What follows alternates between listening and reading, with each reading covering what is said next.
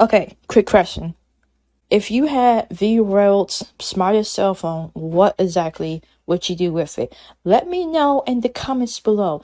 Welcome back to the bonfire, everyone. My name is the Melancholic Otaku. I hope you guys are having a pretty awesome day, because today we are going to talk about Shonen Jump's newest manga, Super Smartphone, which I am 100% going to admit that at first I was not going to read this manga. Why? Because I thought that the name sounded pretty dumb. But then I realized one important factor, and that is one of my favorite Shonen Jump series of all time, DeathNote, also sounds pretty dumb name-wise, but if I could somehow fall in love with a manga about a high schooler and his notebook, then surely I can fall in love with a manga about a high schooler and his cell phone. So I'm on chapter 3 right now, and at the time of this recording it's like only 3 chapters out, but I am hoping that Super Smartphone is going to make me fall in love with it, which I personally think that it could do, because I'm falling in like with it. But the main reason why it's not at the I'm in love level yet is because, as I said, it is only 3 chapters out, and I personally need a bit more manga to decide if this is going to be on my favorite manga list of all time. But as I said before, I think that it could be. But before I drill even deeper, before I ramble on even longer, let me give you guys a quick synopsis about what Super Smartphone is about. And don't worry, I'm not going to give away too much, because as always, I want you guys to read the manga for yourselves. But Super Smartphone is about our main character, Q, who gets the world's best, smartest cell phone, which name is Goo. Now, I thought that the name sounded dumb, but we all know that Goo is this, it's Google, okay? Like, it's this basic manga Google. So anyway, our main boy Q gets like this really awesome Goo smartphone, and he is trying to use it to solve the mystery of his younger brother's kidnapping.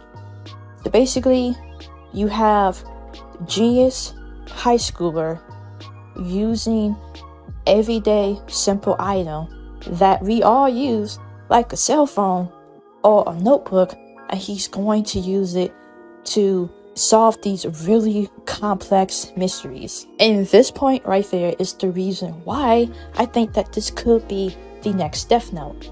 Not because Q is like a god complex psycho like Light was, but just the simple fact of we have 2 genius high schoolers using, as I said before, simple everyday items like a notebook or a cell phone to do like these really cool, really complex things. So Super Smartphone is going to have like that simple item, but I'm curious about how the author is going to execute it.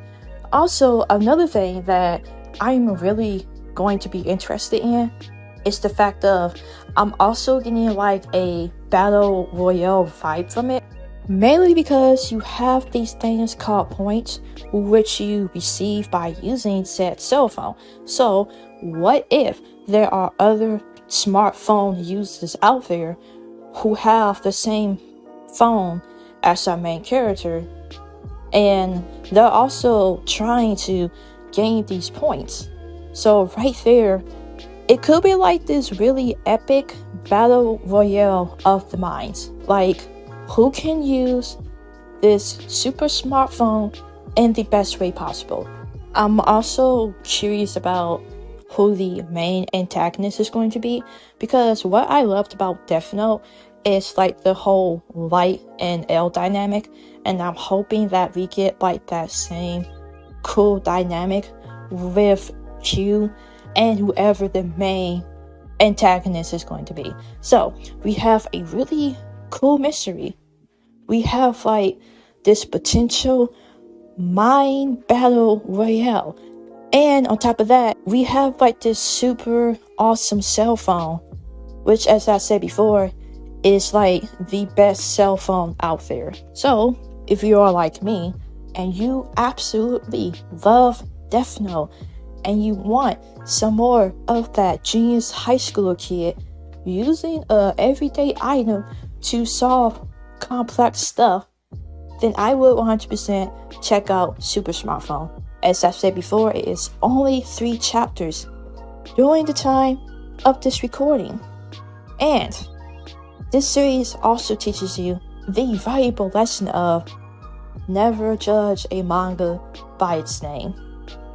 Because if I did, then I might have just missed a potential favorite of mine. So, read Super Smartphone, okay? It's only 3 chapters. And if you decide after 3 chapters it's not for you, then that's fine.